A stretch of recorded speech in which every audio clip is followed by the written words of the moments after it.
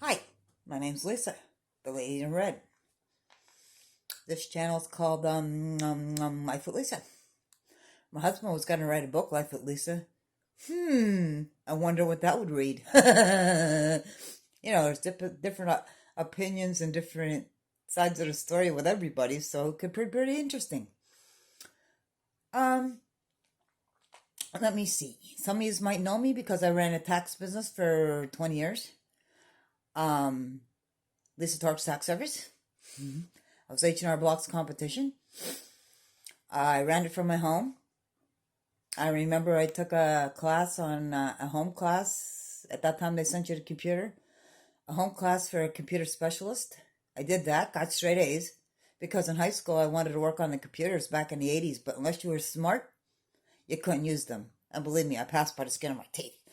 As a matter of fact, when I got my diploma, I quick opened it to see if there was one in there. Anyway, so I prayed about it. And I said, Lord, now I got this degree or this certificate. What do you want me to do with it? 3 days later, this pamphlet comes in the mail to do taxes from your home. I looked at it. I looked up at God and I said, really? I flunked taxes in high school. But I went on faith, and 20 years later, I was doing taxes for 20 years.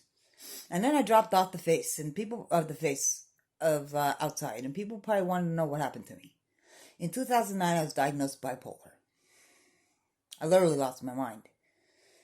My dad passed away. My daughter was moving out. We just bought a second home. I was still running the tax business. There was a lot of pressures. And I wound up losing my mind. I lived with anxiety my whole life. Anxiety and fear. Anxiety and fear, depression. Anxiety, fear, depression. Anxiety, fear, depression. If it wasn't one, the other, the other. Anyway, in 2009, I lost my mind. I did taxes till 2013. I went from doing 3,000 clients. Well, I started 17 clients my first year, ended with 300 clients a year from January to April, which I loved because that was the winter month, so winter flew by me. But then in 2009, I was diagnosed with bipolar. I lost everything. The tax business, my fun with the clients. And the worst part about it is, when I did taxes the following year, I had to put down that I was disabled. Talk about a shot to the gut.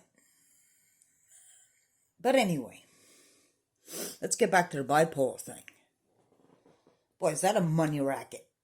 Pharmaceutical companies and psychiatrists, man, they make buku bucks, and they don't even want to listen to you. Many a times I went into my doctor's office and I was like, really? I was dealing with depression for like 6 months. And I kept saying, now this was just recently, about 2 years ago. And I kept begging him for an antidepressant. And he said, oh, I can't give you that because if I give you that, you're going to go manic, blah, blah, blah, blah, blah. Okay, well, in the meantime, I got my medical marijuana card. And I started smoking the medical marijuana. And it helped my depression and anxiety. So, my doctor had my next appointment 3 months later, and I talked to my doctor, and I said, listen, I got the medical marijuana card. They gave it to me for anxiety and depression. Immediately, he said, well, I can prescribe you something for depression. I've been taking Prestige ever since. If you would know the thousands of pills I went through since 2009, I have a bag of them that I took. 85 bottles. And that was just for like 4 years. 3 months supply, one bottle. You look at all those bottles and think, man, I took all those freaking pills. I would go to the doctor. I said, listen, what about the side effects? And he said, well, the benefits outweigh the side effects. Do you ever see those commercials? For depression, it helps this much. But the side effects are that long. And you're trying to tell me that the side effects outweigh the benefits? I don't know about you, but God put medical marijuana marijuana on the ground. He created the plant. That's your natural remedy. A lot cheaper than pharmaceuticals. I don't know. That's just my opinion. Oh, and by the way, if you are bipolar, let me tell you right now, you are not crazy. I'm not crazy. How could I have run a tax business for 20 years? Held down jobs and everything else if I was bipolar. Life hits hard. I was 42 when it hit me.